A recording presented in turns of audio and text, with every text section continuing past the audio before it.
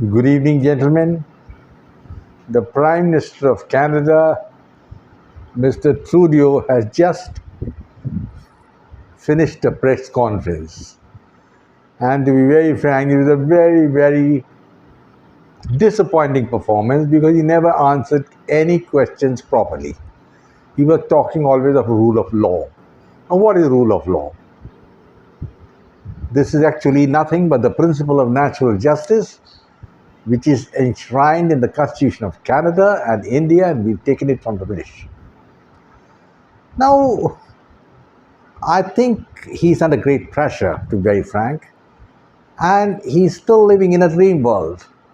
A dream world is when you have a fantasy of a great being, a great power, when you are not. I'll give you a historical analogy. In 1896, the shortest war in world history took place, and the British overran Zanzibar in 2 minutes and 30 seconds. It's over. The days of gunboat diplomacy are over, but Trudeau has not realized it. And Trudeau, to shore up his responsibilities, and to shore up his standing and hold on to power in Canada, has been playing pussycat with the Khalistan lobby. Now, the Khalistan lobby consists of basically of very few Sikhs, and basically they are from the landed gentry, the Jat Sikhs. I've yet to see a leader or a Khalistani who is a non-Jat. There are very few of them, maybe a few misguided people. And the whole problem really blew up when Trudeau made that fantastic allegation that RAW or the Indian agents are responsible for the death of a gentleman called Mr. Nijjjar. Now, Nijjjar is a known terrorist. He had come to Canada in 1997, got married to a dubious arrangement, got Canadian citizenship somehow, and then he was part of the Khalistan Tiger Force or Liberation Force or whatever it is. His main aim was to try and carve a state of Punjab. He himself knew it couldn't be done, so he was just having a good time, good life, and he was shot dead in a gang war. Trudeau did the mistake by saying that the Indians had done it, and India reacted violently. Trudeau made this statement in Parliament and expelled a senior Indian official from the embassy. India has retaliated. The days of Pandit Nehru and Shastri are all over. We got Narendra Modi now, and India retaliated, and the senior diplomat of the Canadian embassy was sent to packing. Go away.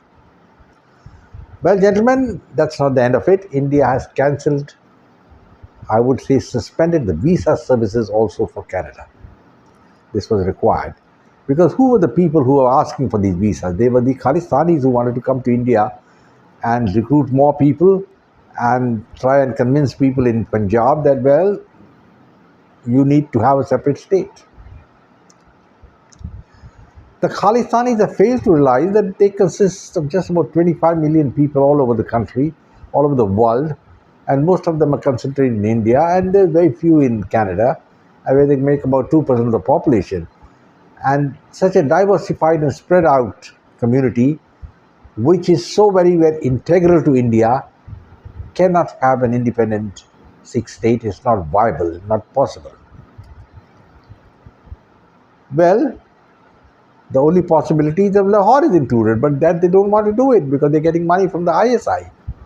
So, gentlemen, a lot of bull has gone around, and now once something more has happened, another terrorist has been shot dead, and there's a gentleman sitting in the jail in India, which is known as the Bishnoi gang. They have claimed responsibility for this killing. Gentlemen, let's be very clear. The Khalistan movement is now dominated by drugs and money laundering and abductions and bringing in illegal immigrants. That's about all what the Khalistan movement is. And the few of the leaders who are there, they want to have a good time in the Gurdwara, they enjoy themselves. And Panu is one of them. He's an American citizen. He's now come to Canada. What the hell is he doing? And if he is a believer in Guru Gobind Singh, he must remember that Guru Gobind Singh was the follower of the goddess Chandi, and in his Dasam Granth, he wrote that excellent treatise Chandi Divar. I don't know, Panu, he doesn't have that sort of intelligence, otherwise he won't be making all these stupid things which he's been doing all the time, He's got security from the Canadian government now, but God save him from the other gangsters who are after him. So it's all a gang war there.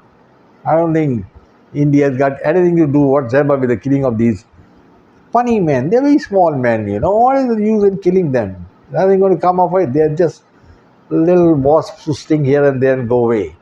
So, gentlemen, I'll close now and say that the days of diplomacy, that the gunboat diplomacy are over, and Canada has bitten off more than it can chew, and it must remember it's not a global power. Minus the Americans, they don't have a reach anywhere.